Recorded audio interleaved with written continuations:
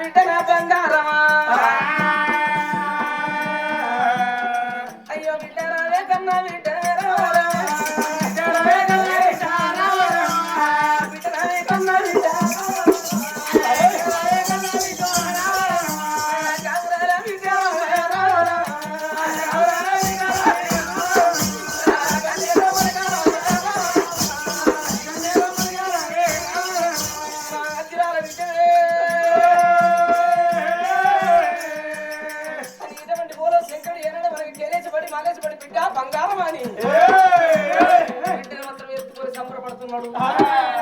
కానీ ఎంతైనా కానీ తండ్రి మీద అటువంటి బిడ్డకు పానము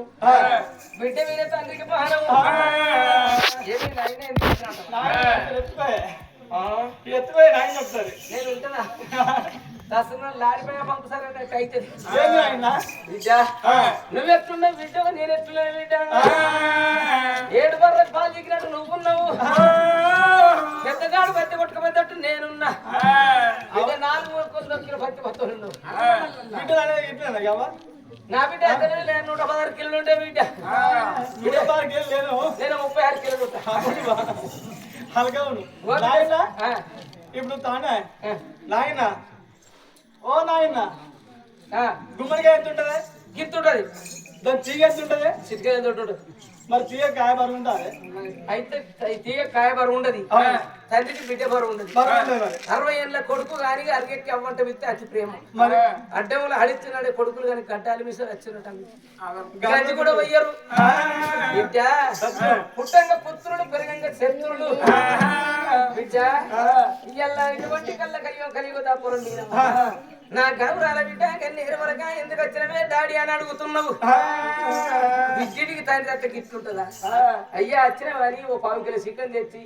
ఓ కోడిగుడ్డు తెచ్చి 36 ఆవిలేట్లు పోసి కోడిగుడ్డు 36 అయితే నేనే మంచిది అయితే అయితే బిడ్డ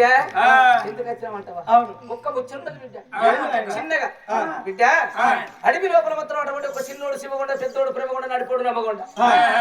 మరి పెద్దోని ప్రేమగానే భార్యకు సంతాన ఫలము లేదు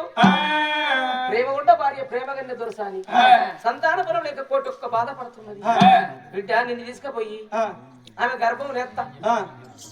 అని ఏనాడు శంకరుడు అనుకున్నాడు శంకరుడు అటువంటి ఏనాడు బిడ్డతో చెప్పంగానే కానీ ఎన్ని మహిమలు దొరికినా ఎవడాల రాజన్న మహిమ ఎవరు దొరకది కానీ నాయన నేను పోతాను నేనెందుకంట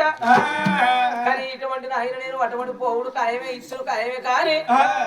నేను అడిగింది లేదని పుట్టిస్తా అని చెప్పి నా చేతులు చెయ్యవు రావు నాయన నా చేతులు చెయ్యవు రావు నాయన మందలో